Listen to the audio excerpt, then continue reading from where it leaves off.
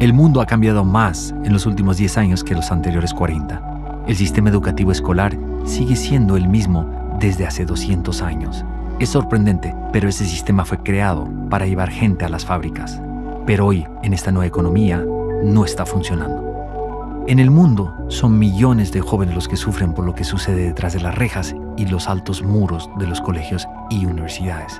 Y es por esto que decidí investigar junto a mi equipo de antropólogos, psicólogos y neurocientíficos al sistema educativo. Entre ellos, los que dicen ser los mejores y muchos de ellos son los peores. Para así determinar si el sistema educativo actual beneficia o más bien afecta el desarrollo humano de esta época. Vale, ¿y a ti te gusta el colegio? No. ¿No? ¿Por qué? Porque es que hay veces la comida es muy mala y los profes muy regañones. Y para mí casi que ninguno me aguanta. El único que me ama es el profe de educación física porque me gusta mucho el deporte y corro rápido, entonces soy el que mejor le cae bien. El sistema educativo se montó con la revolución industrial y seguimos exactamente igual. Es decir, se enseñaba a la gente para que trabajara en fábricas. El sistema educativo, las fábricas y los coles se montaron al mismo tiempo. Y lo que se pretendía es que la gente no pensara o que pensara lo menos posible y sobre todo que no se equivocara, porque el error estaba castigado en una fábrica. El sistema educativo es un gran entramado de poder que va preparando e indoctrinando para el día de mañana a los futuros ciudadanos y que va aclimatándoles a lo que después van a tener que soportar habiendo desensibilizado esos efectos. Por ejemplo, el soportar el hostigamiento, la burla, la exclusión, el mecanismo de chivo expiatorio. Y muchas veces los niños en el sistema educativo lo que aprenden es que el mundo es una selva donde funciona el sálvese quien pueda. Esto prepara a un futuro ciudadano indiferente respecto a las injusticias sociales y que tampoco va a reclamar para sí la solidaridad de los demás. Por tanto, prepara a un individuo mucho más maleable, más manipulable y más aislado y con la sensación de que nadie está ahí fuera para crear una red de solidaridad conmigo. Creo que todavía los sistemas educativos están en el modelo arcaico, antiguo, de hace siglos atrás, cuando la competencia era memorizar, aprender a leer y a escribir, o sea, las inteligencias más lingüísticas y racionales. La tecnología va aumentando, el mundo va cambiando rápido. El sistema educativo de Colombia se ha quedado estancado en el mismo de hace 40, 50 años. Los cambios han sido mínimos. Ha habido, por parte de algunos gobernantes, un gran énfasis hacia la inversión en construcción de infraestructura física, que es importante. Pero si se construye el coco, la infraestructura, pero no se cambia el sistema desde adentro, seguiremos igual. Las competencias en liderazgo, las competencias en economía naranja, las competencias en ciencia, tecnología e innovación han sido totalmente relegadas del sistema educativo. Yo pienso que la educación en el Uruguay y en el mundo está en crisis, como tantas otras cosas. No encaja demasiado, al parecer, con las exigencias del hombre contemporáneo. La realidad es que cada ser humano es diferente. Entonces, ¿por qué los gobiernos quieren utilizar un sistema para educar a todos de la misma manera? Insatisfecho con los resultados, nos seguimos por varios países para constatar si es que uno o todos los gobiernos están cometiendo el mismo crimen. La manera que te califican aquí es el ser, el soy, hacer, decidir y saber. Ya no es por lo menos el que te evalúan si sabes, sino el cómo eres. Y si estás mal tú. No estás mal lo que has aprendido, lo que haces, estás mal tú. Siempre tuvimos el tema de la integración sensorial con los compañeros, ¿no? Porque es muy sensible a los sonidos o a las texturas y hay cosas que lo irritan mucho y la profesora nunca entendió por dónde iba la cosa. Falta de preparación y conocimientos del sistema educativo me ponen barreras, y no solo a mí, a muchas personas con discapacidad, porque vuelvo y te repito, el desconocimiento hace que nos hace más difícil la vida educativa a las personas con discapacidad. Este es uno de los casos que nosotros tenemos de indisciplina dentro del colegio, pero este chico nos ha sorprendido mucho con la capacidad que tiene y eso nos demuestra a nosotros que si le abrimos los espacios a nuestros jóvenes, los espacios necesarios, ellos pueden demostrar sus grandes capacidades. Cuéntales un poco de las cosas que has hecho este año. Bueno, este año yo y un grupo de compañeros hicimos lo que es un robot controlado a través de Bluetooth por una aplicación que creamos y programamos también el robot para que pueda hacer las rutinas que hace. Pero realmente para mí el sistema educativo en Colombia fue digamos que ir y nadar contra la corriente toda la vida. ¿Dónde falla el sistema educativo en Colombia? Yo creo que en la estandarización, es que todos los seres humanos somos distintos y el sistema no solo falla ya en Colombia, sino que es que yo creo que todo el planeta viene evolucionando y lo único que no evoluciona es el sistema educativo. Hice en particular años de matemática y nunca logré entender un ejercicio. Y yo veía que no podía hacer los mismos avances que mis compañeros. Y bueno, como que siempre era la típica excusa de no le gusta estudiar, es floja, no quiere. Y bueno, yo me la creí toda mi vida, digamos, del tema de que sin matemáticas no se podía. Como que el colegio me hizo creer de que yo sin saber matemáticas, sin entender los ejercicios, no iba a poder ser alguien en la vida. No es que sea tan indisciplinado, sino que me aburro rápido de las cosas, digamos. Sí. Me aburro. Y lastimosamente aquí en el colegio nosotros no tenemos los espacios adecuados para brindarle a él la educación que él necesita, porque él debería tener ahorita una educación a nivel técnica. Yo sufría las horas del colegio porque tenía que estar sentado escuchando algo que sabía, pero que no me motivaba, nunca me motivó. Me pasé todo el colegio castigado, me pasé todo el colegio, me reñían en el colegio porque era intranquilo, porque no me sentaba. Llegaron a atarme a la silla, o sea, una profesora llegó a atarme a la silla para que estuviera en la silla cuando no estaba castigado. Llegaba a mi casa y mi madre me reñía porque era un niño indisciplinado. I think sometimes the educational system doesn't work for everyone is because we're trying to make one system work for every individual, and every individual is different. Yo no soy una persona creativa cuando lo dices como yo, es que todos somos creativos y el sistema educativo nos mata a todos la creatividad. Entonces, cada uno tiene unas pasiones que el sistema educativo mata y mata esa posibilidad y esa confianza de ser creativo, pero yo creo que todos los seres humanos somos creativos. One of the principles in Finnish education that it is both personalized and at the same time it is collaborative. So you get some individual support to support that type of learning that the child needs, and at the same time you are promoting cooperation inside the classroom. That is actually something that I've noticed that in many countries you make children to compete against each other, and again that's very harmful when it comes to education. Mi experiencia en el colegio fue muy poco grata. Realmente las docentes, las personas que trabajaban allí su herramienta pedagógica era el terror, era el miedo, era una apología más que todo al pensamiento racional y no a la creatividad, a explotar tus capacidades y tus potencialidades. Cualquier niño que no te ponga la atención enseguida, lo que te está demostrando es que la metodología que tú estás usando no es la adecuada. Por tanto, una de las cosas que habría que trabajar es la especialización hacia una línea u otra. Los de pensamiento visual trabajan mucho con esquemas y son los que acaban viendo interacciones y acaban viendo las cosas de una determinada manera que se integra, mientras que los del hemisferio izquierdo lo que pretenden, lo que procuran es buscar la lógica interna de las cosas. The Finnish educational system is doing a big difference from my daughter because she gets special needs education before the school starts, and she gets help, and I mean they don't see her as a problem. She has some problems with her learning and her memory, but I mean she's still very happy and she enjoys going to school. She's not afraid of going to school as she was in the United States. El psicólogo Howard Gardner nos dice que hay diferentes inteligencias múltiples. El enseñarle a todos de la misma forma definitivamente hace daño.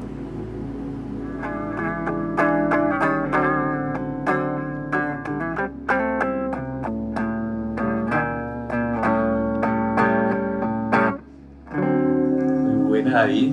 Cuéntame, David, ¿y cómo te sientes tú como artista dentro del sistema educativo? Es un poco abrumador, realmente es un poco abrumador porque siempre me toca justificarme por mí mismo.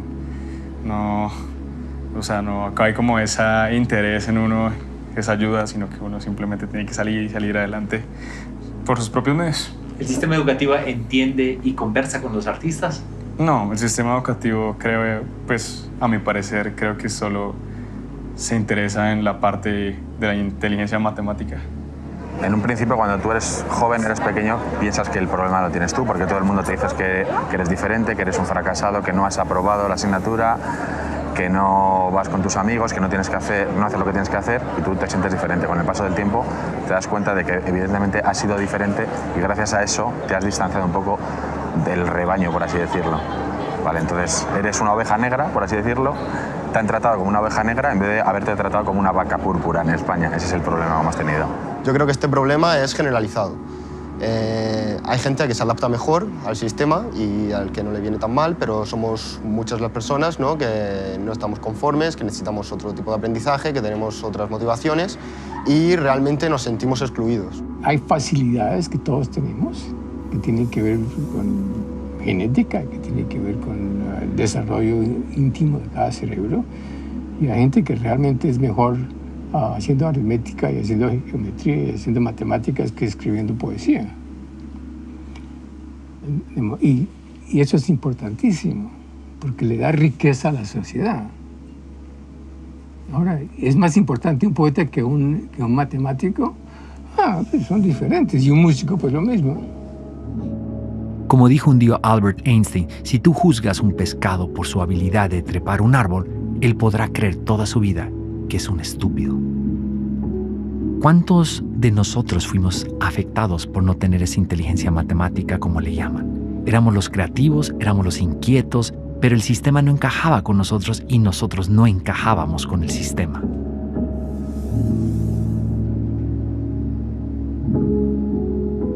En casi todos los países, una gran parte de los maestros son consecuencia de un fracaso profesional. Es por esto que hay tantos maestros teóricos y muy pocos prácticos. Sin embargo, ellos son los que más posibilidades tienen en lograr una mejora inmediata dentro del sistema. Después de haber entrevistado a varios de ellos en los diferentes países, me doy cuenta que la mayoría de los maestros no son felices. ¿Tus profesores son muy serios? ¿Son muy alejados ustedes o son buenos amigos de ustedes? No, muy alejados. ¿Sí? ¿Les tienes confianza a tus profesores? No. Oscilo entre la culpa, digamos, entre no haber hecho lo suficiente y el orgullo de haber hecho algunas cosas bien. Pues, por ejemplo, mi caracterización del profesor universitario era anfibio cultural, fósil viviente, partera del futuro. Obviamente esa consigna no me la aprobó nunca mi equipo, pero además era tan de malas que decía fósil viviente y levantaba la vista y ahí mismo le caía sobre un fósil viviente. ¿Qué desmotiva profundamente a los docentes, a los maestros bolivianos? Yo creo primero la falta de reconocimiento de su rol en la sociedad, y eso repercute o se ve en un salario mínimo, en un salario que es insuficiente para poder trabajar. Por ejemplo, un director de un instituto tecnológico gana $500. $500 cuando el salario y tiene que trabajar 8 horas al día.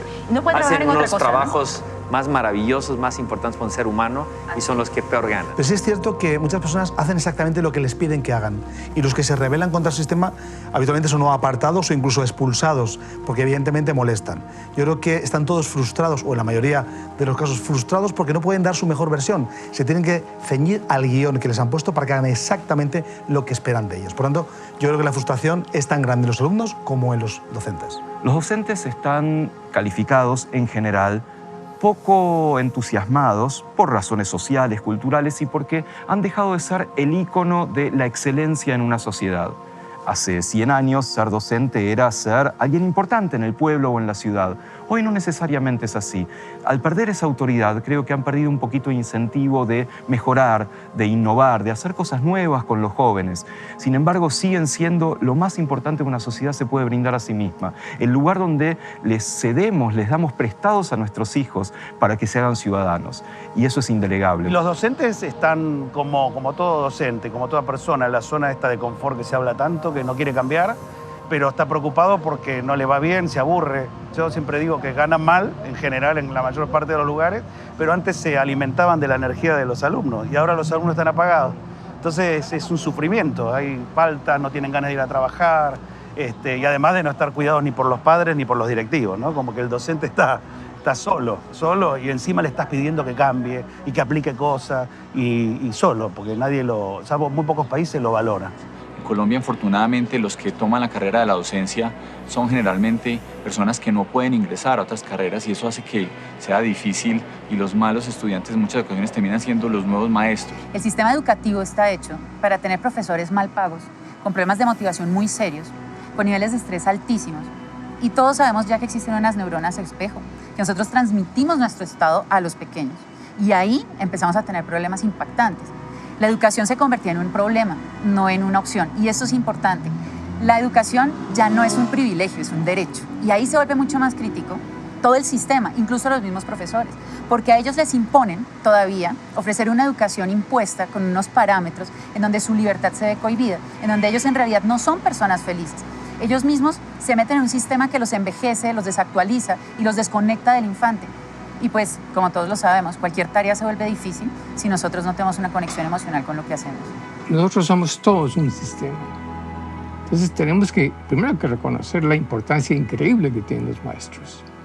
Porque a veces los maestros los maltratan, creo que son los maestros de escuela.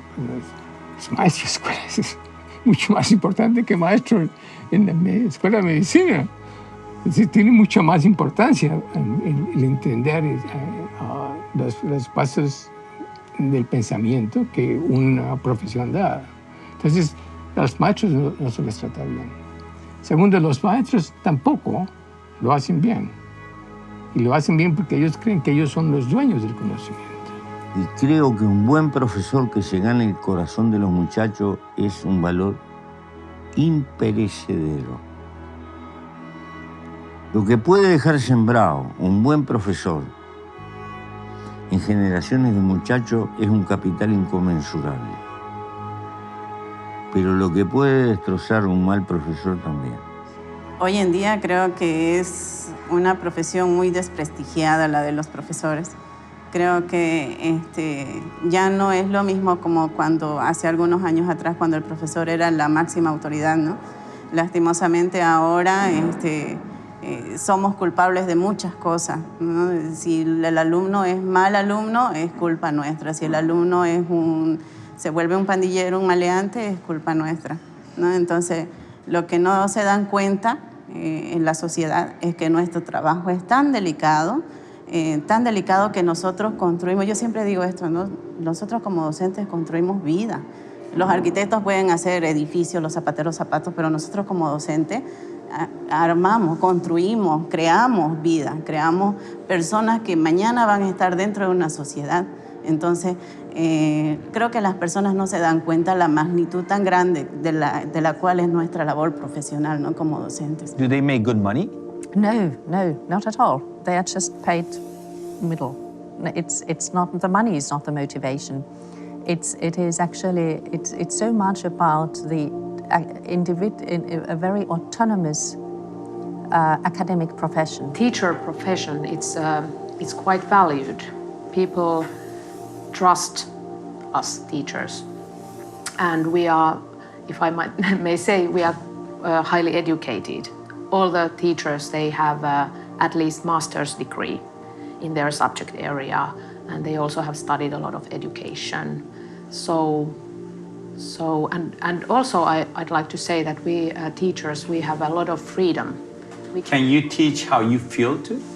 Yeah, definitely I can. I really can. You're totally autonomous.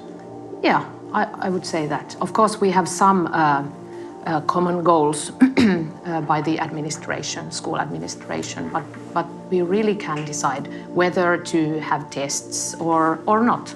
We can evaluate our students without tests if we want to. So it used to be a 2-year seminar, and at that time it was transferred to the universities. So it became a 5-year education at the university and focusing on education. So I think the teachers are the biggest asset in Finnish education system. Well-motivated, experts of learning, and they assist us in the ministry more than what we can do for them. Do they make good money? Average money. Bueno, en mi opinión, así, con mi experiencia, yo creo que lo más interesante es que ellos te dan como la libertad de tú poder hablar en la escuela, te sientes más libre y los profesores es como otro, te sientes como diferente en las escuelas. Sí, en mi opinión, que he estudiado en España y también en Ecuador. Y te sientes muy bien también al escuchar al profesor, te hacen sentir como parte de ti, porque eso es lo que tiene Finlandia, que te hacen que el profesor no es más ni el estudiante es menos, es que son ellos, todos son iguales. Por ejemplo, aquí a los profesores se les llama por su nombre, no es como profesor o así. Entonces, son los mismos derechos tenemos todos. Well, I think the atmosphere is very free, and I feel like I can talk to teachers freely, and there is no kind of step between me and the teacher. Me queda claro que Finlandia tiene uno de los mejores sistemas educativos del mundo, y eso lo logran a través de sus grandes maestros. Sin embargo, ¿de qué sirve estar en los primeros lugares de los famosos exámenes PISA si en Finlandia existe tanta depresión, tanto insomnio y también suicidio y alcoholismo?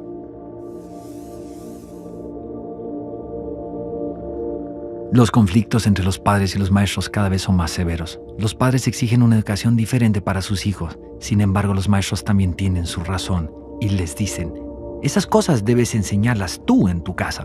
En medio de esta discusión, el estudiante se queda sin las competencias más necesarias para la vida. La participación de los padres dentro de la educación es deficiente porque, pues, por un lado, yo entiendo que a nosotros no nos forman para ser padres, yo soy mamá y es difícil porque tú no sabes cómo hacerlo, pero también porque hay como una cultura, una idea socialmente generalizada, y es que la educación es un problema de la escuela y no vemos que la educación es un problema de toda la sociedad y de la familia fundamentalmente. Entonces los padres necesitan mayor orientación, pero también necesitan más compromiso y mayor responsabilidad con el trabajo de formación de los niños y los jóvenes. De hecho, muchos papás están contentos, muchos niños esperan que llegue el lunes porque la vida en la familia el fin de semana es peor que la escuela. O sea, sí, digamos, para muchos niños la escuela es un refugio. Lo que le ocurre a la sociedad va deprisa, la sociedad va sin conciencia, y lo que ocurre es que las madres y los padres a veces pierden la ilusión y la conciencia educativa. Es en realidad una forma de contagiarse sobre aquello que nos rodea para dejar de hacer lo que quizás sea más ilusionante, que es educar a nuestros hijos. ¿Quién es el responsable de enseñar ese contexto que tanto habla usted? Para empezar, los padres y la familia tienen que explicarle las cosas a los niños. Segundo, los colegios. Tercero, las universidades. Cuando realmente quienes tienen realmente el poder deberían de tenerlo de enseñar, ¿no? Y la obligación son los padres y lo delegan en los profesores. Por lo cual, ¿qué ocurre? Los padres delegan a los profesores no hacen caso a los niños, los profesores no hacen caso a los niños, sino que simplemente lo que hacen es plena teoría, libros, y lee esto y haces ejercicios. ¿Qué ocurre? Que al final nadie sigue educado. Considero que muchas veces los padres no cumplimos con esta misión de estar más al tanto. ¿Qué es lo que tenemos que hacer? Lo que tenemos que hacer es generar las condiciones para establecer un diálogo constante con los hijos. Lo que no puede ser es que los padres vayan por un lado y el sistema por otro. Doctora Aldana, pero cuénteme usted, bajo su experiencia, ¿dónde está la falla? ¿Por qué el sistema educativo no está funcionando? Y el problema es muy serio, porque últimamente la neurociencia se enfocaba mucho al docente, como que era el docente que le faltaba herramientas para entender a esta generación distinta con la tecnología. Y ahora, si uno empieza a analizar lo que está pasando en todos los niveles educativos, es el alumno que está apagado, que está sin curiosidad, y sin curiosidad no hay aprendizaje, porque no hay emociones, no hay ganas, y no hay motivación, ¿no? Esa motivación intrínseca que se habla tanto. Y entonces, sin lugar a dudas, debe estar pasando algo grave en las casas, en la primera escuela. Ahí tenemos que empezar a enfocar ese lugar también.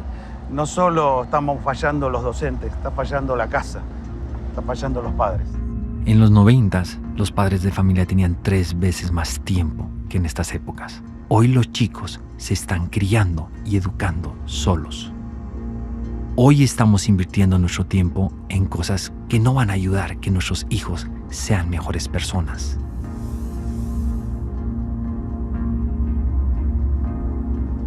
Buscar la respuesta y la ciencia con respecto a las tareas era nuestra misión en esta ocasión.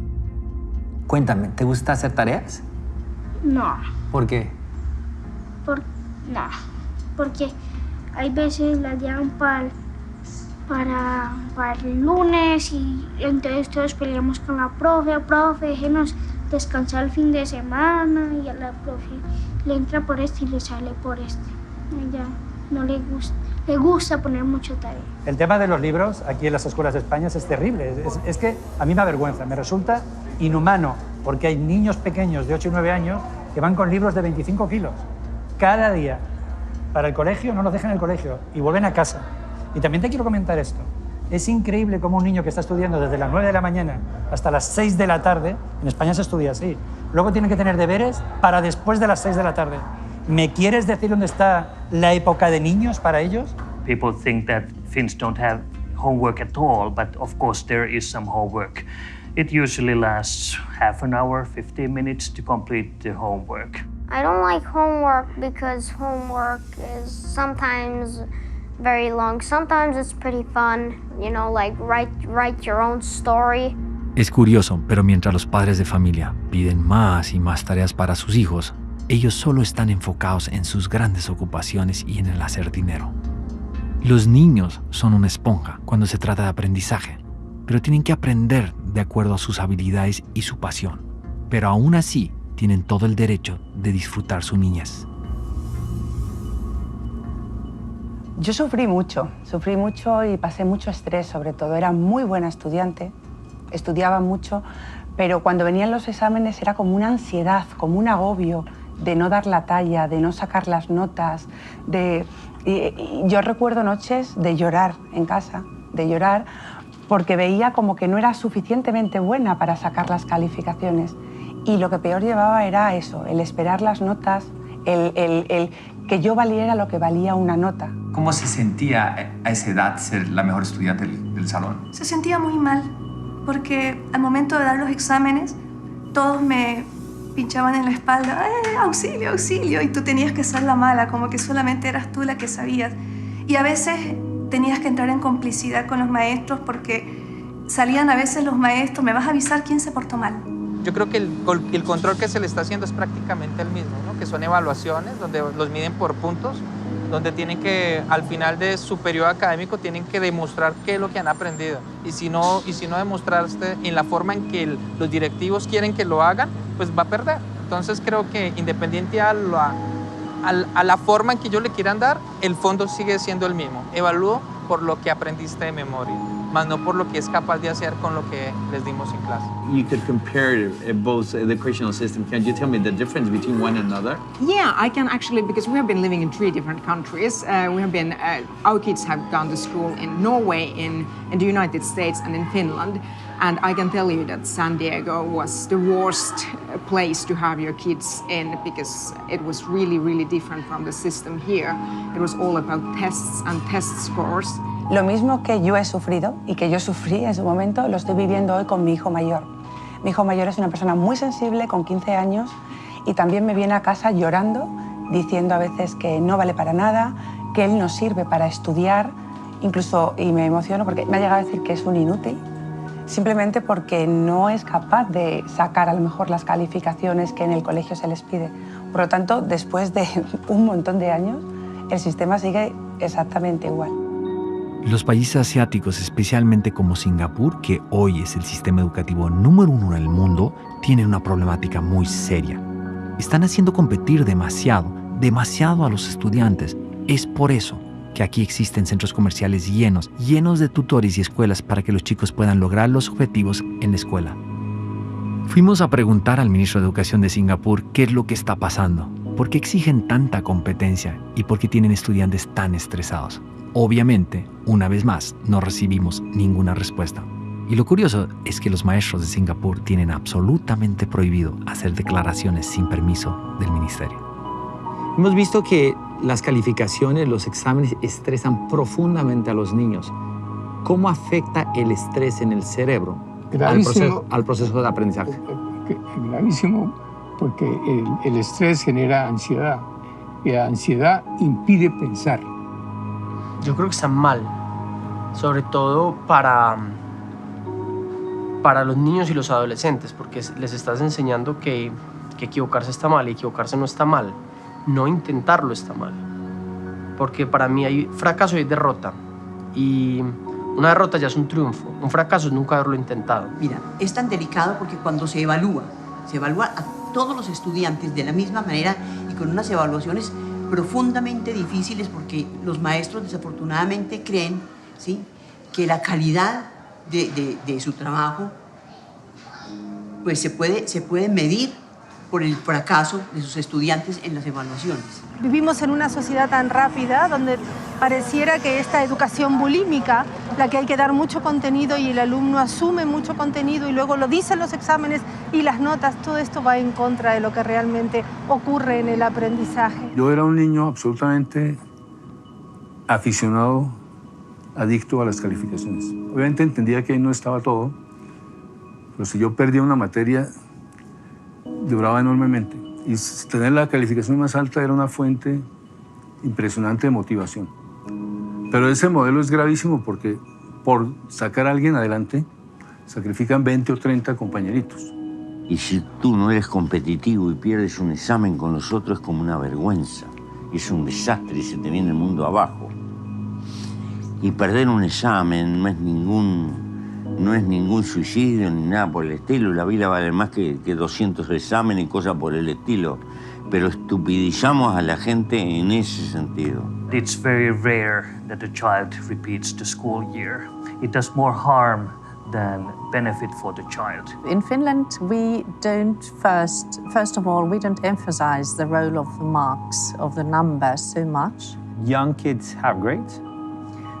Very young ones do not. So it starts gradually. It's more like giving some written feedback about the learning process.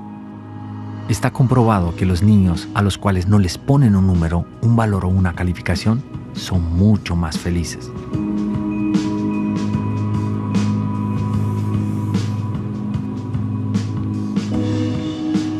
Hice un ejercicio y es curioso el resultado.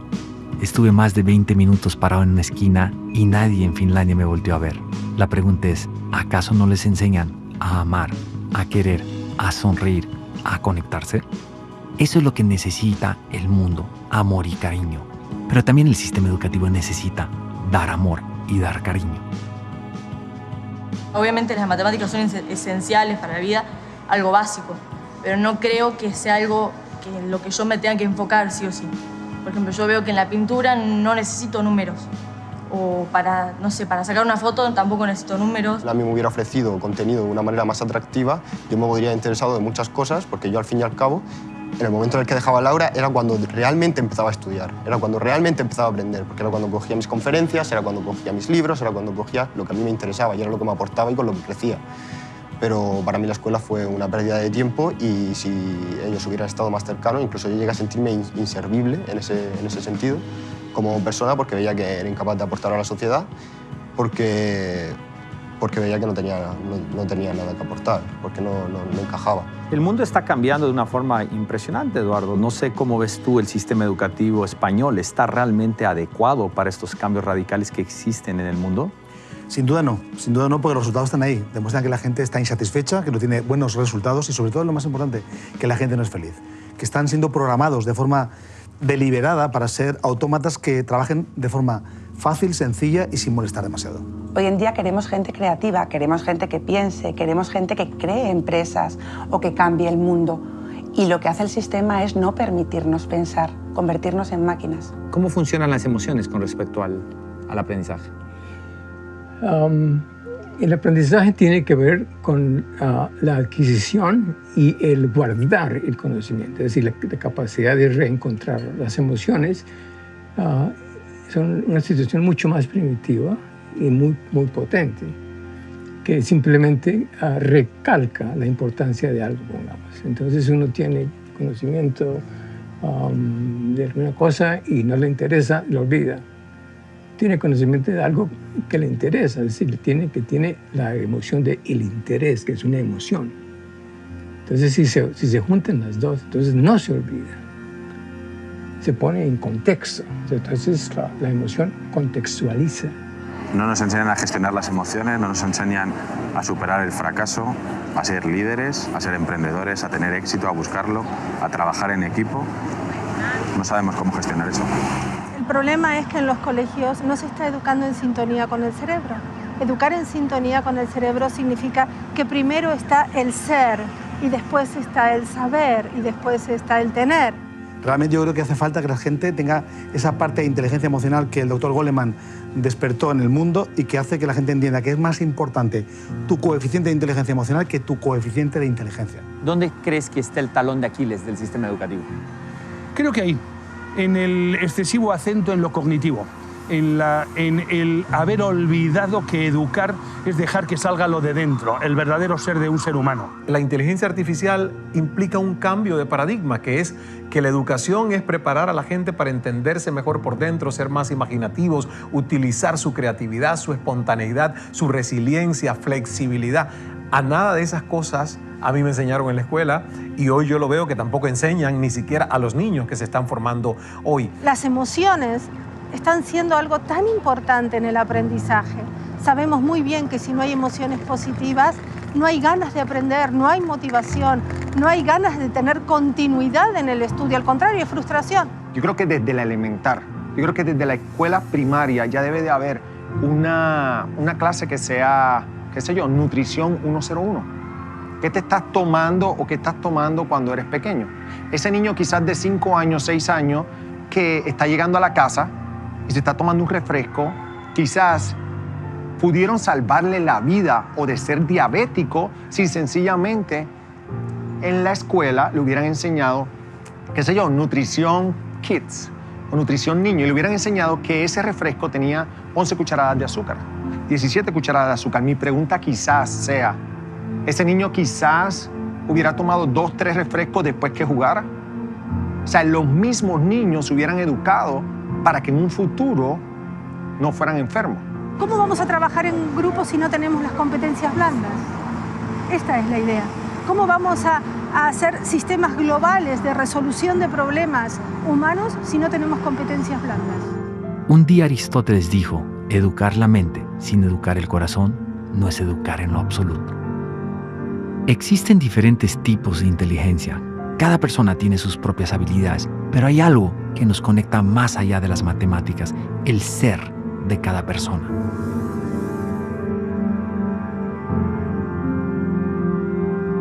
¿Qué es esta imagen? Como la profe me imagina. ¿Y qué es? ¿Qué significa? ¿Cómo te imaginas? Con la boca sellada. Un tema que es el TDAH, por ejemplo, es un tema muy cuestionado desde los años 90, donde decíamos que los niños muy hiperactivos, que siempre estaban inquietos, que siempre estaban preguntando, que estaban en otra cosa, en otra historia, mientras el profesor enseñaba. Pues bueno, seamos honestos, eso también fue una moda diagnóstica de toda esa población. El 90% seguramente no tenía un diagnóstico realmente de problemas químicos y desequilibrios, sino que le estorbaba al orden que la academia estaba exigiendo. Y bien delicado este tema, porque si te das cuenta, llamaban a los papás y nos decían, tu hijo es hiperactivo con déficit atencional, necesita un medicamento. Y te dejaban a ti la decisión, ¿medicas a tu hijo? Y tú decías, bueno, sí, medico. Ok, pero también tendrás que sentir tú cuándo es la hora de desmedicar. ¿Qué pasa? Era la mejor manera de deshacerse del problema académico de los niños hiperactivos, de los niños preguntones y de los niños inquietos. Hoy esto está en una reevaluación muy importante porque vemos nosotros que el niño curioso es el que realmente llega lejos. Porque, como te decía, cuando el cerebro se cuestiona, identifica una necesidad de una respuesta. Y el cerebro está hecho biológicamente para aprender. Tenés maestras que están diagnosticando. Entonces, eso acrecenta el estrés y la fatiga en los padres porque ellos mismos te dan un diagnóstico. Su hijo tiene déficit de atención, su hijo tiene hiperactividad, su hijo tiene Asperger. ¿Me entendés? Entonces, ¿qué es lo que pasa? El papá va a internet, busca qué es lo que significa, se escandaliza, se horroriza y no hay la ayuda correcta y concreta. En realidad, ¿qué es lo que tendría que hacer? El sistema educativo, el colegio, privado o público, tiene que enviar a este niño a un psicopedagogo. El psicopedagogo hace el análisis correspondiente y tiene que derivar en los especialistas que corresponden. De hecho, nuestro hijo mayor, uno de los mayores, en total reunimos 6, somos una gran familia, pues él estuvo también diagnosticado con trastorno por déficit de atención y estuvo tomando durante aproximadamente un año al menos una medicación, aquí se llama Concerta, y cuando tenía aproximadamente 14 años el chico empezó a sentirse mal y cuando hablábamos con él nos llegó a confesar que no sabía qué hacer, no sabía cómo continuar adelante y que tenía incluso ideas de suicidio, que se quería quitar de en medio, etc. Entonces, claro, pues imaginaros, ¿no? A nosotros nos alarmó muchísimo aquello. Rápidamente dejó de tomar cualquier tipo de cosa y de medicación y de ahí ya nosotros tenemos ese antecedente porque además yo conocía que eso podía ser un efecto secundario de la medicación, con lo cual dejamos rápidamente esto y no queremos que con nuestro hijo pequeño eso vuelva a suceder, con lo cual hemos tenido que sacar también, no lo sacamos, perdona, lo echaron, nos lo expulsaron de ese colegio, ¿eh? De lo que yo me di cuenta es que mi hijo, se llama Borja, era capaz de verse las 3 películas del Señor de los Anillos sin moverse. Se aprendía todos los nombres, controlaba todo, o sea, él fijaba su atención, era una atención selectiva. Ahora, cuando era algo impuesto, el niño se rebelaba totalmente y cualquier cosa le podía dispersar. Entonces no tenía ese problema de atención que a mí me querían vender. Yo fui medicado para tener mejor aprendizaje. Es más, yo solicité la medicación durante una temporada en la que veía que no paraba de repetir y era incapaz de concentrarme en la biblioteca. Pasaba los días en la biblioteca, forzado porque era lo que tenía que hacer, pero detestaba ponerme delante del libro y estudiar. Y siempre estaba con mis ideas, buscando proyectos en mi cabeza, proyectos que a mí me interesaban o con temas que a mí me interesaban y acababa sustituyendo el libro por lo que a mí me interesaba, porque es que era incapaz de centrarme, es que era totalmente incapaz, porque me sentaba delante del libro y lo rechazaba.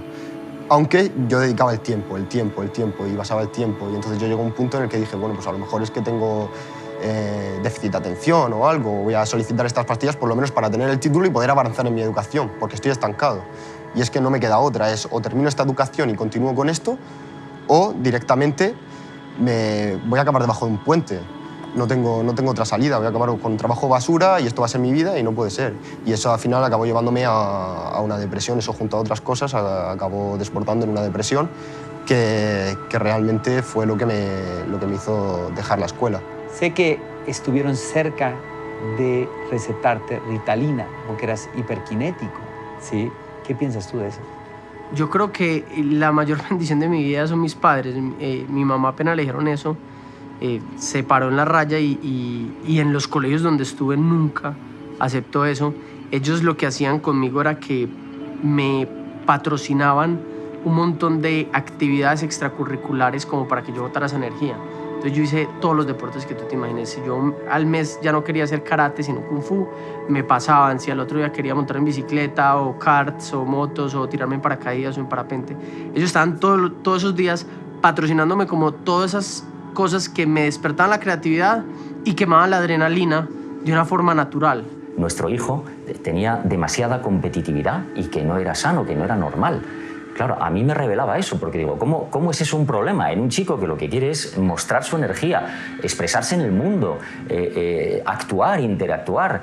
Y eso no se podrá canalizar de una manera adecuada. So many students on Ritalin and Adderall and all these ADD drugs because a lot of times school is boring and they're only being measured, their value as a student is only measured on standardized tests. When at our school, we engage students through hands-on projects. And so when we engage students and they're actively involved as opposed to being a passive learner, when students are actively involved in their education, they don't need those medications as much as traditional schools. Yo pienso que la Ritalina se da cuando el maestro no está utilizando una buena metodología para que ese estudiante aprenda. TDAH desaparece en la medida en que el niño que medita está lo que tiene que estar en el momento y en el instante, y a partir de ahí está plenamente atento. Mi percepción es que si fuéramos una sociedad sana, estos datos deberían ser la primera plana de cualquier periódico todos los días del año. Estamos diagnosticando y medicando a cientos de miles de niños por todo el país simplemente porque el sistema educativo no es capaz de adaptarse a la diversidad en el aprendizaje, y eso es algo que como sociedad estoy seguro que nos vamos a recriminar dentro de 30, 40, 50 años. La cantidad de niños que toman medicación sin necesitarla, medicación psicofarmacológica, anfetaminas, que no necesitan y que va a tener graves consecuencias para su desarrollo en el futuro. Sabemos que como mucho el 4% de los niños puede tener TDA, aunque creemos que probablemente será el 2%. Y sin embargo, 1 de cada 10 niños, es decir, el 10% de los niños españoles va a tomar medicación para el TDA o TDAH a lo largo de su vida escolar. En realidad, en cada etapa evolutiva la atención varía. Un niño que tiene 9 años, por ejemplo, solo tendrá 11 minutos de atención continuada. Un poco aleatoriamente sería la edad del niño sumarle 2. Si tiene 18 años, pues atención continuada serán 20 minutos. En ese momento hay que bajar el nivel de estudio, distraerse, tomar un vaso de agua, caminar, moverse. Aprendemos con el cuerpo, no aprendemos solo con la cabeza. Hay cosas tan interesantes y sencillas y súper económicas como poner una pelota para hacer yoga en vez de una silla, o poner unos elásticos en las 2 patas de los pupitres para que el niño pueda apoyar los pies y hacer el movimiento que necesita. El niño que tiene problemas de aprendizaje necesita moverse para aprender, y las escuelas les exigen que se sienten y se queden quietos. No es ningún trastorno, eso yo creo que hay que dejarlo bastante claro. Trastorno por déficit de atención con hiperactividad, aunque figure en los manuales del DSM-4, no es más que una descripción de los síntomas, no es ningún trastorno. Entonces yo creo que ahí hay una especie de, es mi opinión personal desde luego, una especie de confabulación entre el sistema educativo y las grandes farmacéuticas para tapar con una droga síntomas y que el niño quede más o menos tranquilo sentado en una silla. ¿Tu profesor es tu enemiga? Sí, porque me imagino con la boca cerrada.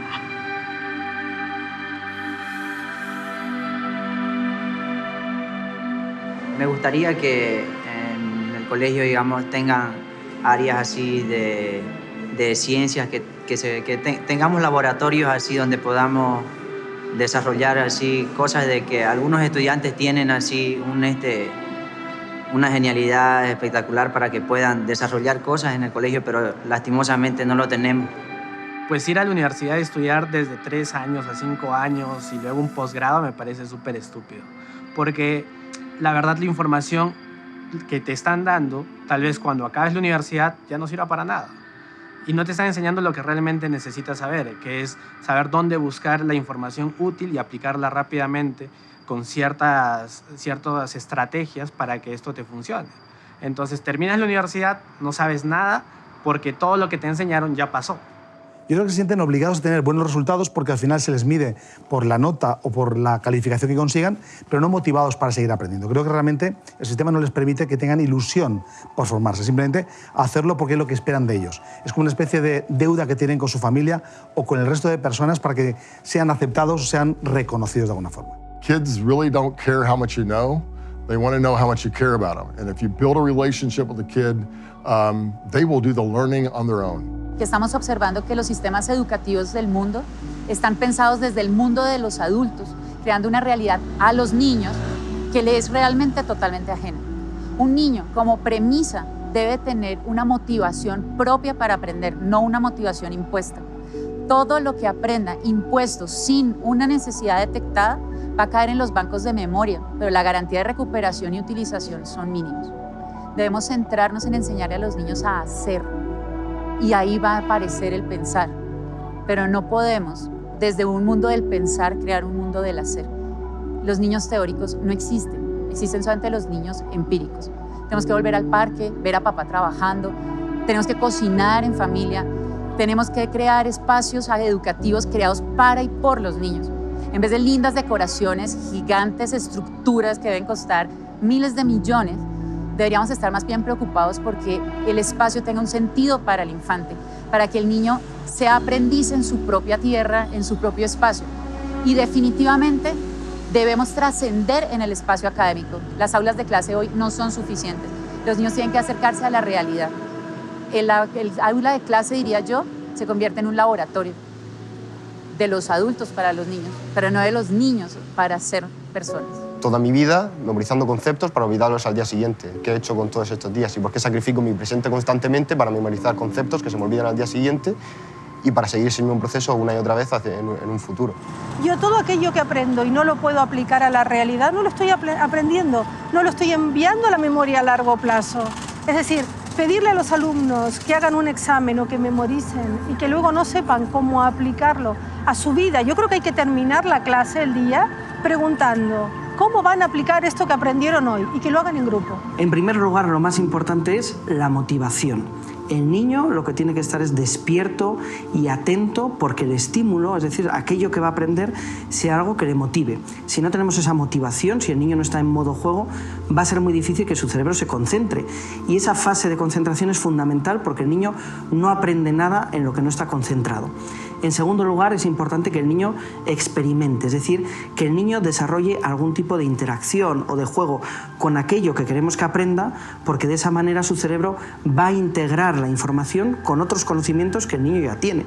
Y por último, es muy importante ayudar al niño a recordar, es decir, que una vez que haya hecho ese experimento, que una vez que su cerebro haya aprendido, podemos enseñar al niño a recuperar esa información teniendo una conversación con él, demostrando a sus compañeros qué es lo que hizo y explicándolo, porque eso es la manera natural en la que el cerebro aprende y recuerda. Yo creo que lo que falla es la didáctica con la que se enseña. Yo creo que hay que ir más allá y esto es desde los profesorados.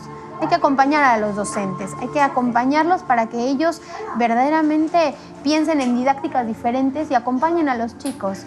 Porque esto es un método realmente, pero un profesor que es didácticamente accesible puede darles miles de formas para aprender a un niño. Entonces yo creo que realmente lo que falla es eso, la didáctica. Sin embargo, somos seres humanos que tenemos una responsabilidad. La de educar a un ser integral. No solo transmitir información. ¿Qué es esto de educar entonces? Educar es mostrarle caminos al discente, al alumno, para ser mejor persona. Educar es mostrarle al otro, es enseñarle a ser feliz.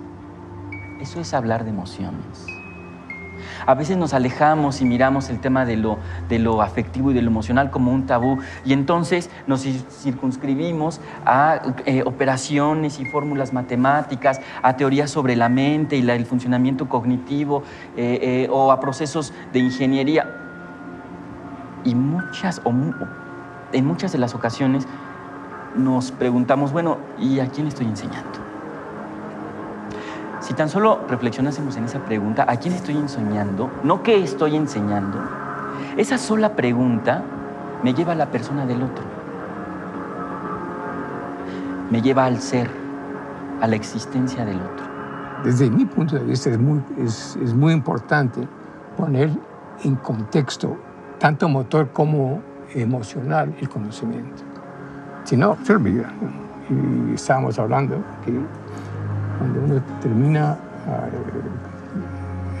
escuela primaria y secundaria, lo que uno recuerda es más o menos el 15%. Es decir, el 85% se perdió. ¿Y por qué se perdió? Se perdió porque no hubo contexto. ¿Eso para qué sirve? Entonces, no sirve, pues... Hay un principio del cerebro. Lo que el cerebro no se ha preguntado, no lo puede responder. Es la ausencia de una pregunta y, por tanto, obviamente, la ausencia de una respuesta. O sea, si alguien no se hace la pregunta, da lo mismo lo que le enseñas, no va a retener. Exactamente. Lo que vamos a encontrar nosotros es que los niños necesitan cuestionarse, identificar una necesidad para buscar la manera de responderla. O sea, eso significa, perdón que te interrumpa, pero eso significa que el niño preguntón aprende más. Total, ama al niño preguntón. En las neurociencias lo tenemos claro. Un cerebro que peca por exceso siempre será más adaptativo que el que peca por falta. Los niños juiciosos, de hecho, no son lo mejor. ¿El homeschooling es un reemplazo del colegio?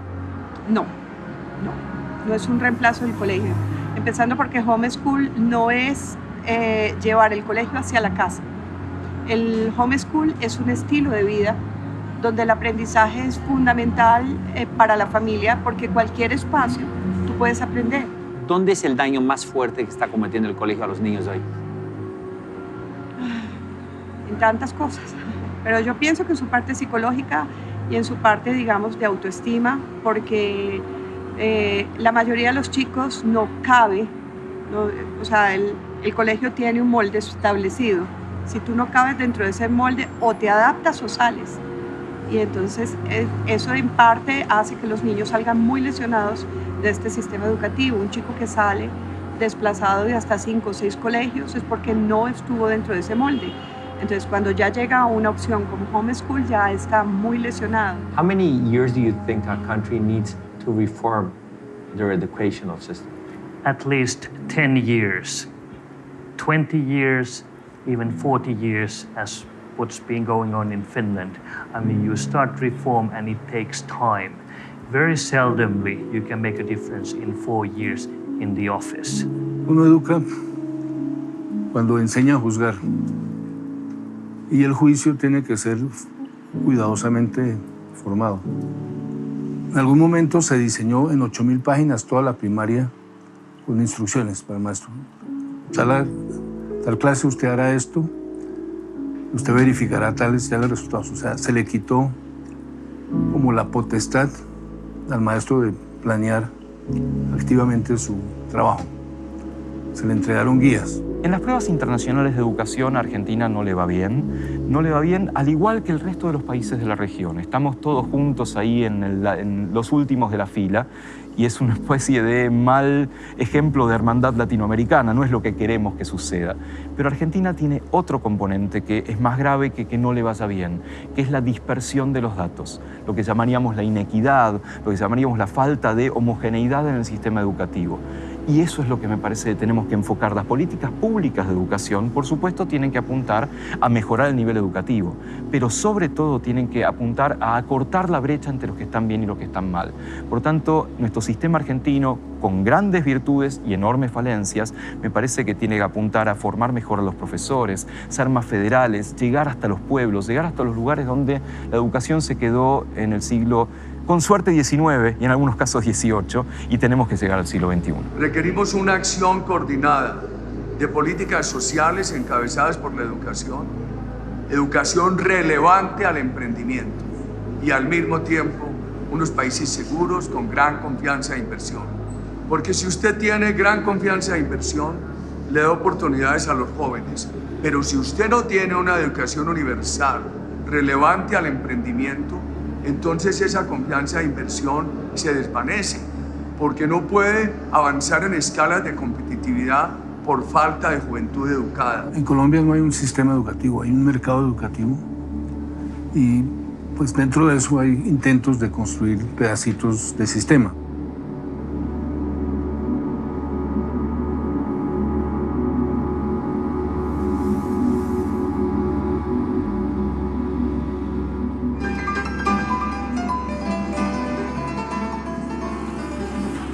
¿Cómo no llegar a uno de los países con el mejor sistema educativo del mundo? Corea del Sur, un país donde los chicos compiten y se matan, técnicamente se matan, por lograr entrar a las famosas universidades del grupo Sky. Padres de familia, estudiantes, sistema educativo, todos luchando por lograr la famosa universidad. ¿Acaso realmente ir a la universidad te puede hacer feliz? Un país donde el 50% de los estudiantes tienen pensamientos suicidas podrán ser una potencia. Un país que se transformó en 30 años solamente gracias a que la gente está estudiada y trabaja muy duro. Pero la gente no se ve feliz, la gente no se siente feliz. ¿Acaso la vida es estudiar, estudiar y estudiar? ¿De qué sirve graduarse de la mejor universidad de Seúl si después no sabes relacionarte con tus amigos, con tu familia, con tu sociedad y no sabes utilizar tu inteligencia emocional y social? Es por eso que fuimos a visitar las universidades más importantes de Corea del Sur y después de caminar dentro de estas inmensas infraestructuras para encontrar el famoso departamento donde ellos atienden la salud mental de sus estudiantes, llegamos a una de las universidades más importantes de este país para preguntar ¿qué hace que los estudiantes coreanos tengan tantos pensamientos suicidas? Durante un par de horas estuvimos esperando para encontrar las respuestas y una vez más no pasó nada. Las explicaciones, las excusas, las justificaciones para no responder nuestras preguntas parecieran que fueran muy comunes dentro del sistema educativo. Nadie quiere dar la cara a este problema social tan importante. 이 비유를 들자면은 융통성 없는 군대. 융통성 어떤 소통이 안 되는 군대 같은 느낌. 군대에서는 자기가 원하는 것만, 그냥 자기가 지시하는 것만 얘기하고 우리는 그걸 받아들여야 하는 입장이고, 그다음에 어떤 자기의 생각을 Después de viajar a tantos países y ver tantas cosas buenas y demasiadas malas, una de las cosas más impresionantes de esta investigación fue llegar al Centro de Terapia contra el Suicidio para Estudiantes Surcoreanos. Entrar a esta infraestructura y ver 40 ataúdes uno tras otro y darte cuenta que existen estas terapias para que los chicos descubran, sientan y se arrepientan de sus pensamientos suicidas, te hace entender el tamaño del problema. ¿Acaso es tan importante ser aceptado en una de esas famosas universidades del grupo Sky? A este nivel ha llegado este país, el número 1 según los exámenes PISA dentro de los sistemas educativos del mundo.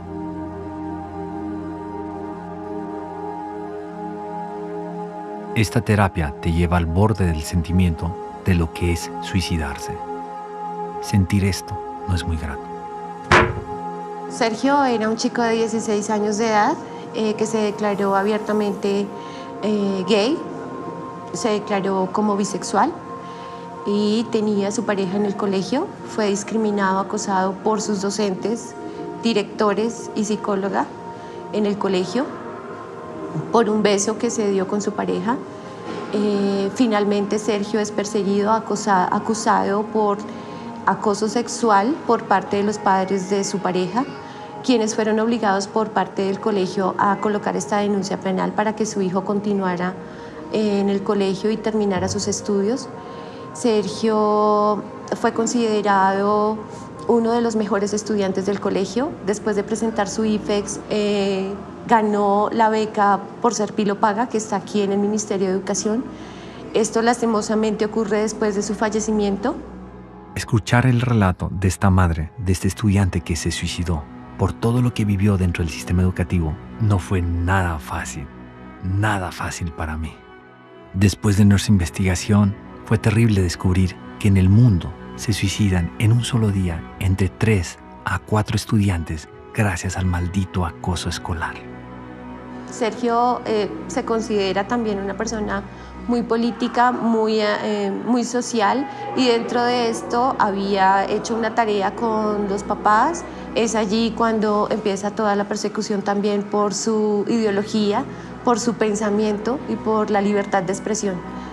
Siempre fue coartado para hablar, siempre me lo mandaban callar y pues creo que Sergio era y cometió este acto como un acto político.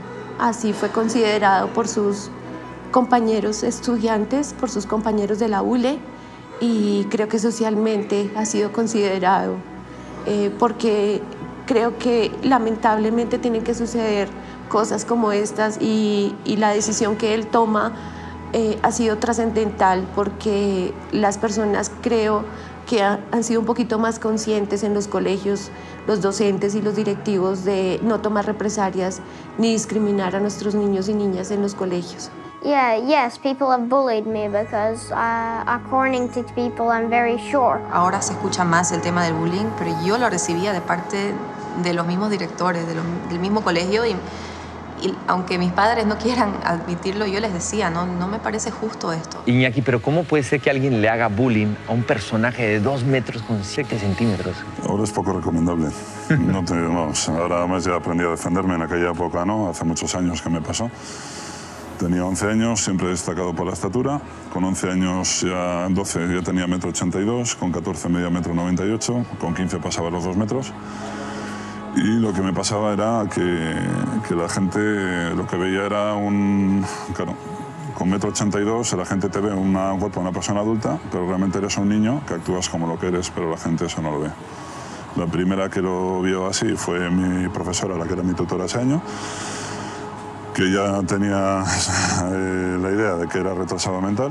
Me llevó al psicólogo del colegio sin consentimiento ni conocimiento de mis padres. El diagnóstico de este buen profesional también, y lo de bueno entre comillas, fue exactamente el mismo. Y como tal, como ella pensaba que por mi cuerpo, envergadura y complexión podía hacer daño a alguien, me tuvo todo el año sin recreo, sin preparación. ¿Te recreo? Sí. ¿Y te dejaban en el salón, en el recreo? Me dejaron en el salón, no me dejaron en clase. No podía salir del aula. ¿Y por qué no podía salir del aula? Porque ya pensaba que podía hacer daño a alguien. Luego, aparte, hubo otro chaval que me puso el mote de Jacobo cuanto más a Tomás Bobo. Este chaval, la gracia coló. Al final, la profesora, cuando pasaba lista en clase, en vez de llamarme Iñaki, me llamaba Jacobo. Ella te decía Jacobo, ¿por tu apodo? Por mi apodo. Y ya las risas eran continuas.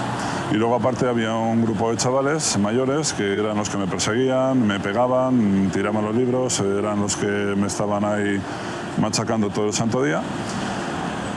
Hasta el punto de que pues un día me dieron una paliza, me reventaron la cabeza a patadas. De hecho, bueno, pues aquí, permíteme un segundito. ¿Ves? Está roto, los labios por dentro. Tengo machacados de las patadas que me pegaron aquel día. Y previamente a esto tuve un intento de suicidio. Me fui a un acantilado, yo vivo aquí al norte de España, en la costa, y me fui al acantilado y estuve a punto de tirarme. Lo que pasa que aquel día es un punto de inflexión muy marcado en mi vida, porque lo que pudo ser el final de mi vida fue el principio, porque me hice un juramento de que a partir de ese día nunca más nadie me iba a pisar. Alejo, ¿cómo te fue a ti en el colegio? Bueno, en el colegio, en las calificaciones me fue muy bien, siempre fue excelente, pero aunque hubo mucho bullying, que aprendí a superarlo, no es que tuve un estudio, pues digamos, día a día bueno, pero lo pude superar, aunque hubo mucho bullying y todavía hay bullying. Cuéntame una experiencia tuya con el bullying. Bueno, una experiencia fue en séptimo, donde me cogieron y me metieron a la caneca de una basura, con la basura, y me pusieron a rodar por todo el patio, por todo, digamos.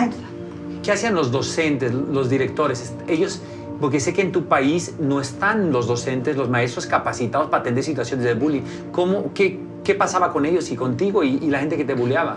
Realmente fueron muy pocos los profesores que se sensibilizaron conmigo en esa parte cuando me hacían bullying, y no hacían mayor cosa. ¿Por qué? Porque la directora nunca me creía, nunca me creyó. No perdamos de vista que la violencia es una conducta aprendida. El niño, la niña, el adolescente, el joven no es violento por naturaleza, sino que asume esas conductas producto de este bombardeo mediático, esta influencia que vemos cotidianamente en las comunidades. Entonces el bullying es una expresión violenta de todo este entorno en el que no hemos tenido la capacidad de entendernos, de dialogar para evitar ese tipo de agresiones. Robinson, gracias por proporcionarme la carta pues tan triste, ¿no? Tan dura que escribió Diego antes de suicidarse. Pero en esta carta, por lo que leo, queda bien claro su excelente relación con su abuelo y con sus padres. Muy claro. Ahora, si el problema no viene de la familia, que muchas veces esos suicidios vienen de problemas familiares, especialmente tratándose de un chico de la edad de él, entonces yo te pregunto a ti como abogado del caso, ¿sí? ¿Qué es lo que has investigado? ¿Qué tienes sobre la mesa con respecto a este caso? ¿Qué fue lo que hizo que un chico de 11 años se suicide y diga que es por dejar de ir al colegio? Bien, el problema fundamental es el colegio. El problema fundamental es el colegio, es decir, hubo muchísima presión, muchísimo moving por parte de los profesores hacia el niño. ¿Qué es moving? Pues fundamentalmente es cuando se ejerce una presión indebida sobre una persona, bien sea en el ámbito laboral o bien en el ámbito social o personal. Y se ejerce una presión que te fuerza a ti a hacer cosas que tú no quieres o con las que tú no te sientes cómodo. En este caso concreto ha quedado perfectamente claro, y además por otros casos previos que han ocurrido también en ese colegio, que este no es el único caso, que la reacción de los profesores, la forma de los profesores de tratar a los menores y demás, tuvo muchísimo que ver con toda esta historia. Y luego está el segundo elemento, que es el tema del bullying de los compañeros. Entonces la mezcla de ambos fue lo que llevó a Diego al final a suicidarse, porque claro, él veía que no encontraba apoyo ni en sus profesores, ni absolutamente en nadie. El bullying es como lo mismo que pasaba antes con la violencia de género con las mujeres. Que antes no se hablaba de eso, todo el mundo sabía que existía, todo el mundo sabía que era un fenómeno que estaba en la sociedad, pero las mujeres que lo padecían nunca hablaban de ello, nunca decían nada. El bullying es exactamente igual. El bullying, por su propia naturaleza, se esconde a los ojos de la gente. ¿Y el mobbing se esconde también? También, claramente. O sea, los niños tienen miedo de hablar de los problemas que tienen con los maestros en la Claramente. escuela. De hecho, el bullying, cuando llega a situaciones graves, lo llega precisamente por la inacción o por el moving de los propios profesores. ¿Los maestros en tu país están capacitados para atender situaciones de bullying? No. Profesionalmente no. Nunca los han O sea, nunca nos han dado cursos sobre bullying, digamos. Nosotros por nuestro lado investigamos, tratamos de hacer lo necesario, ¿no? Pero que nos hayan dado una charla, un curso exclusivo sobre cómo pasar o cómo sobresalir del bullying, no. En España, 1 de cada 4 niños sufren conductas de hostigamiento, sobre todo psicológico y menos físico, sobre una base muy frecuente.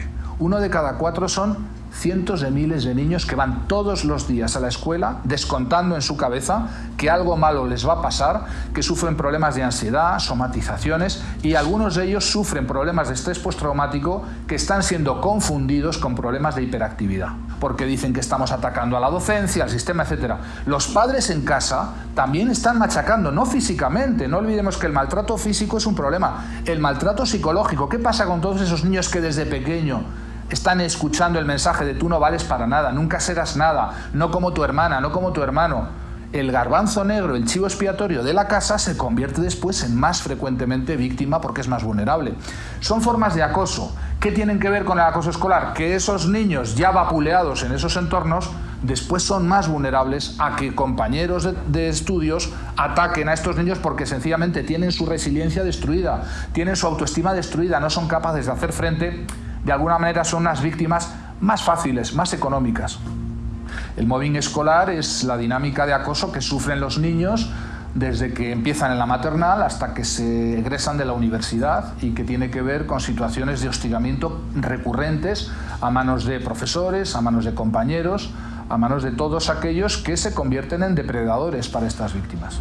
¿El Ministerio de Educación de España tiene capacitado a los colegios y a los docentes para atender estos casos? No, no existe una capacitación ni en el sistema de enseñanza de los profesores o maestros, no hay asignaturas que expliquen cómo luchar eficazmente contra el acoso escolar, tampoco hay protocolos eficaces porque se está haciendo una intervención reactiva. Cuando hay casos de acoso escolar se empieza entonces a hacer algo y la única forma de erradicar el acoso escolar es prevenir, es medir, es preguntarle a los niños frecuentemente qué están sufriendo, qué conductas reportan como muy frecuentemente. Y claro, eso significa darse la mala noticia de que en todas las aulas en España tenemos casos de acoso escolar. ¿Y en los colegios privados hay alguna diferencia? No, los colegios privados tienen una diferencia y es que como viven mucho más de su imagen pública, suelen tapar mucho más los casos y al taparlos y al pasar el tiempo producen víctimas mucho más graves, con secuelas psicológicas mucho más intensas y casos que terminan judicializándose porque a las familias no les queda otro remedio que pasar a la acción judicial.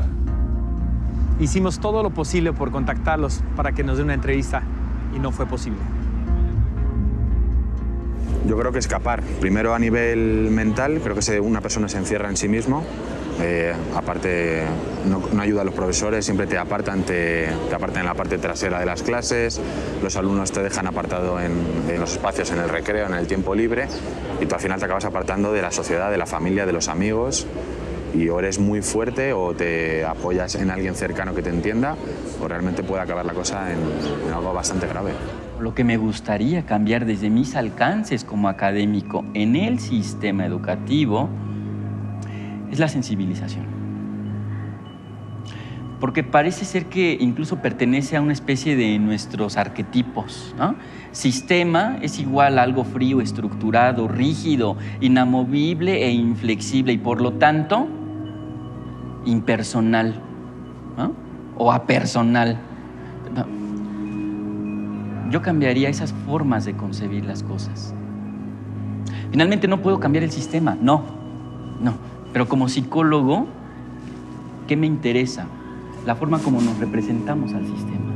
Estoy loco por llegar a mi casa, abrazar a mi hijo y pedirle perdón, porque me doy cuenta que yo lo he hecho infeliz, que yo he ayudado su infelicidad, porque yo he apoyado el sistema educativo en vez de apoyar a mi hijo. Yo tenía que estar con mi hijo incondicionalmente y ayudarlo a él, ayudarlo a lo mejor a sobrellevar el sistema educativo y no enfrentarme a él y hacer lo que he hecho, que realmente ha sido eso, darle la espalda a él, ponerme a favor del sistema educativo y matar su creatividad, matar sus ganas de crecer, matar esas ganas de ser él mismo. Yo he apagado esa llama de él mismo imponiéndole algo que no debía hacer. Tuve etapas en mi vida en que perdí mi conexión con la vida. Hubo etapas en 3 oportunidades en mi vida en que le perdí el sentido a vivir. Y estando todo bien, porque ¿qué es bien? Que tienes un techo, tienes tu hogar. Llegué a pensar que no valía la pena continuar.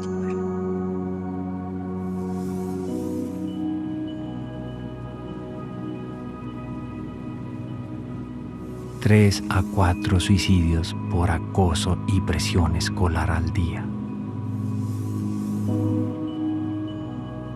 La posibilidad de crédito y fondos para que los colombianos estudien son fundamentales. Sin embargo, ustedes tienen una institución en su país, Colombia, que se llama ICETEC, que hoy tiene una cartera vencida de los créditos estudiantiles de casi el 25%. Cobran 17% de intereses anuales y además, lo más sorprendente es que cobran intereses sobre intereses. Yo quisiera preguntarle a usted, senador, qué está pasando y por qué no se ha podido cambiar este fenómeno. Bueno, en primer lugar, digamos que el hecho de que la educación pública superior no sea gratuita en Colombia ha llevado a que las familias tengan que acudir a los créditos educativos. Y entonces hay una institución que se llama ICETEX, que es pública, que ofrece créditos educativos en unas condiciones que indudablemente no son las mejores para las familias colombianas. Por eso hemos presentado un proyecto de ley para prohibir ese cobro de intereses sobre intereses y llamar la atención de los colombianos en la lucha por conquistar lo fundamental para que este sea un derecho real de los colombianos, educación gratuita en el nivel superior. El ICETEC le presta a estos chicos y le pone condiciones para estudiar la carrera que ellos quieren financiar, no la que quieren los muchachos. Y ahí le están truncando su vida profesional. ¿Qué dice el presidente del cambio? ¿Hace cuánto se metió ese cambio? ¿Se está solicitando ese cambio? ¿En qué estamos? Bueno, hace 16 años se comenzó a cobrar intereses sobre intereses y hoy el resultado es catastrófico. Es decir, frente a que no existe la garantía de la gratuidad de la educación, se ha tomado entonces al crédito para poder acceder a una mercancía, porque esa es la situación complicada, que el gobierno y el Estado colombiano considera que la educación no es un derecho, sino una mercancía por la cual hay que pagar. ¿Qué pasa ahí? Que el ICETEX comienza a cobrarles de una vez. Dicen que dan un año de gracia, pero mentira, no dan ningún año de gracia, sino de una vez le están cobrando los intereses. Y esta deuda se cuadruplica, generándole un problema social a la familia. Por supuesto que se genera corrupción en torno a esto, porque hay una nube de abogados que se vuelven cobradores de los créditos, familias empobrecidas que no tienen cómo pagar el crédito y terminan hipotecando, entregando sus inmuebles, su apartamento, en fin, y sobre esto se ha generado una gran corrupción. Cuando no puede recuperar su cartera, va y se la vende a otra entidad del Estado que se llama CISA. Aquí tengo el documento de soporte. ¿Qué se está demostrando ahí? Que CISA se la vende a una empresa negocios estratégicos y esa empresa de negocios estratégicos triplica la deuda de los estudiantes colombianos. En el mundo, los estudiantes y sus familias ya no pueden pagar sus deudas escolares. Esto está afectando a demasiada gente y nadie está haciendo nada al respecto. ¿Dónde está la corrupción? ¿Dónde está el negocio? ¿Dónde está el negocio de la educación para los gobiernos y los políticos en Latinoamérica, no solamente en Bolivia? Yo creo que en el manejo de los ítems. El manejo de los ítems, de los docentes, por lo menos en Bolivia, ahí se da la mayor corrupción. Tenemos docentes puestos a dedo sin mayor calificación, directores más que todo puestos a dedo, que tienen que estar con una afiliación política al partido oficialista y así se maneja a través de los sindicatos, de las federaciones y las confederaciones. Pues simplemente el gobierno mexicano quiere arrebatarle al pueblo el derecho a la educación pública. quiere privatizar las escuelas, entregárselas al capital privado, para lo cual parece ser necesario el despojar de sus derechos laborales a los trabajadores. O sea, tú me estás diciendo que él quiere, ¿sí?, cambiar el sistema educativo para luego venderlo a inversionistas, empresarios que les interesa ese sector. La privatización de la escuela pasa por su desmantelamiento. El examen, cuando nos están diciendo es, el 80% viene preguntas acerca de los artículos de la reforma y el otro 20% viene la cuestión teórica. Lo interesante es que cuando a ti te convocan, no te dicen en qué materia vas a ser evaluado. Se supone que somos por rúbrica, nos manejamos por rúbrica con la reforma educativa, ya a nosotros no se nos dio ni siquiera una rúbrica. Mi pregunta, yo te devolvería la pregunta, ese 80% que es en los artículos de la reforma, ¿en qué me ayuda a mí a ser un mejor docente? ¿Tú tomaste ese examen? Yo no lo tomé porque si yo lo tomaba, entonces yo estaba haciendo voluntariamente, renunciando a mis derechos para cambiarme a otro régimen laboral, donde a la larga yo estoy llevando la educación en general a que se llegue a una privatización. Pues la reforma educativa está privilegiando una relación laboral individual.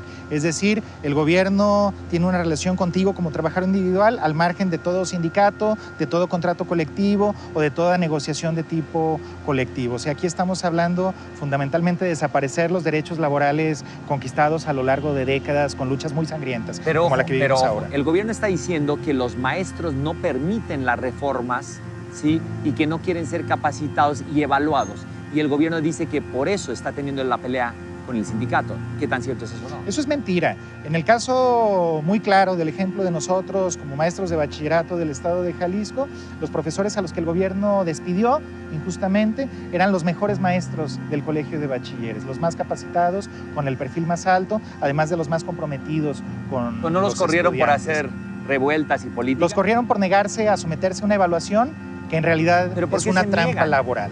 ¿Por qué es una trampa laboral? Cuéntame. Es una trampa laboral porque quien se somete a la evaluación acepta cambiar su estatus laboral. Nos dicen que en la Ciudad de México uno puede comprar un título profesional certificado a pocos metros de la Secretaría de Educación. Fuimos a ver si esto era cierto. Ya te digo, me das dinero, fotos, nombre, carrera, firma, y ya posteriormente ya yo te digo, te entrego los papeles y te digo para cuándo va a estar, tú puedes checar en internet. ¿Cuánto vale el título registrado para el que aparece en la SEP? Para así el mejor precio. 35,000 pesos. El que no está registrado te lo dejo en 10,000 pesos. ¿Y cuánto necesitas de anticipo para arrancar? Mitad. Este es otro. ¿Y ese dónde?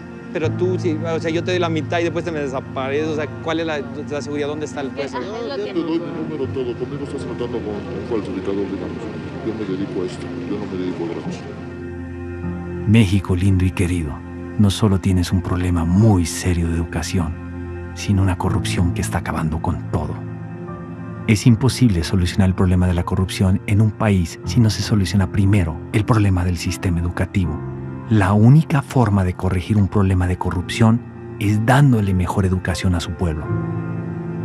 Sé que has tenido muchas sobremesas con políticos y que tú conoces a muchos políticos. Yo quisiera preguntarte a ti, que eres una persona cercana a ellos, ¿qué hace que ellos prometan tanto cambios educativos y no se den? Bueno, yo creo que el gran problema de los políticos hoy en Colombia es que ellos vienen de un sistema tradicional donde se premia la corrupción.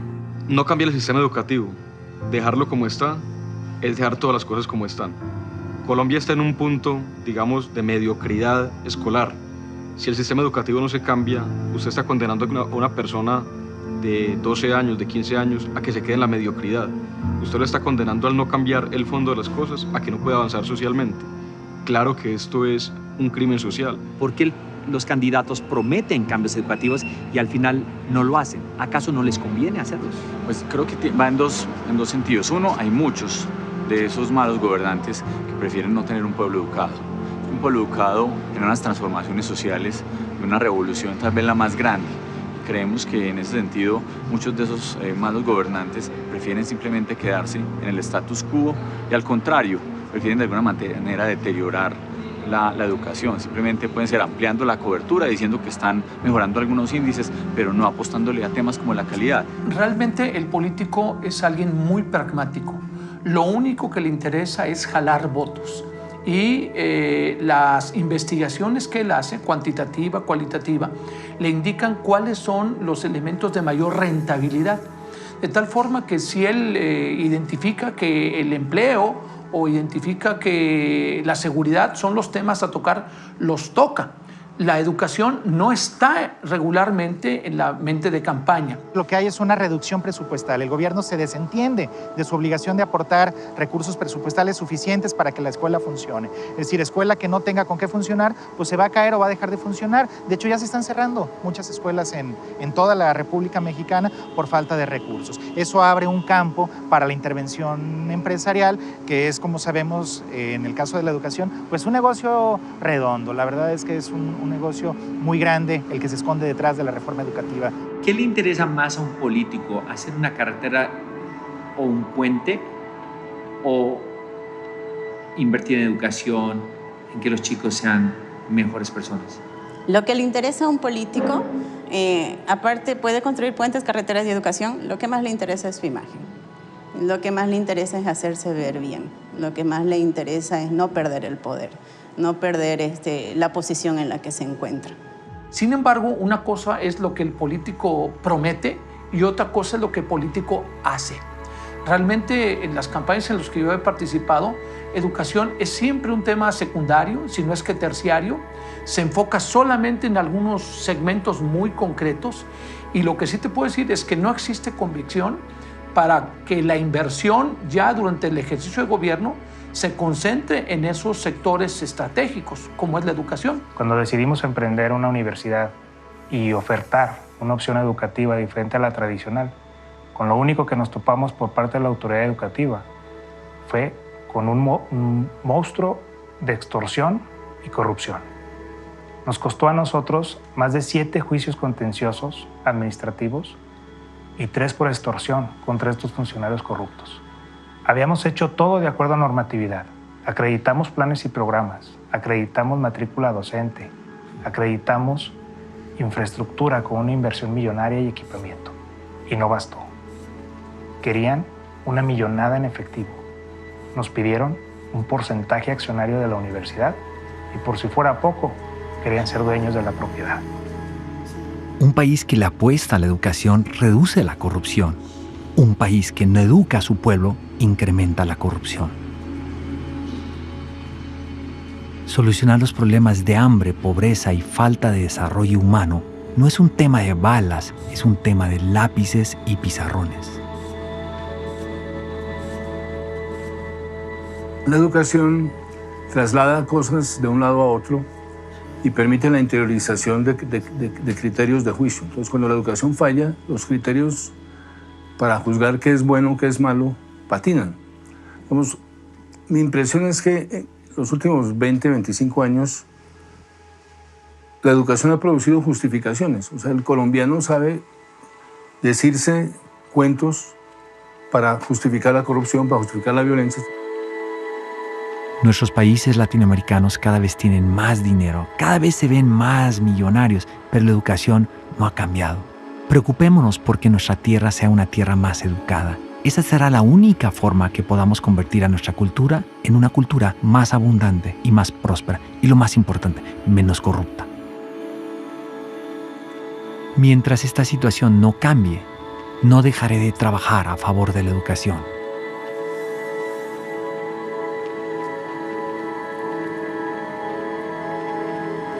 Fuimos muy, pero muy lejos a buscar las respuestas y soluciones para el gran problema que tenemos en el sistema educativo a nivel mundial.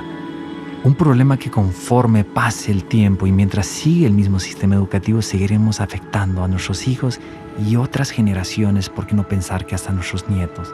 Qué tristeza que teniendo la solución encima de la mesa no hagamos nada al respecto. Mientras el sistema educativo, que lo somos todos, no nos hagamos responsables y exijamos ese cambio a nuestros gobiernos, seguiremos cometiendo un crimen llamado educación. Paquidérmico. Malo. Obsoleto. Arcaico. Analfabetismo emocional. Retos. Una basura. Cárcel. Atraso. Babel. Calabozo. desprestigiado, deprimente, cerrado, triste, antiguo, fracaso, cognitivo, lamentable, autocomplaciente, una ilusión, caos. Es un crimen total.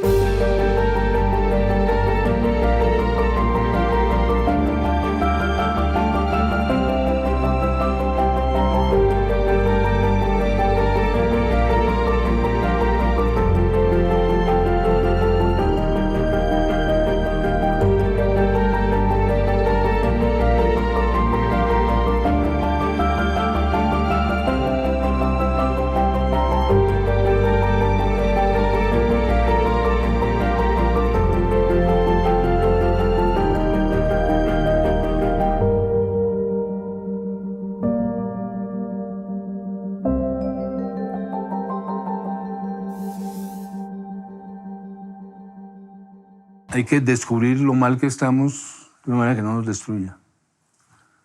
Hay que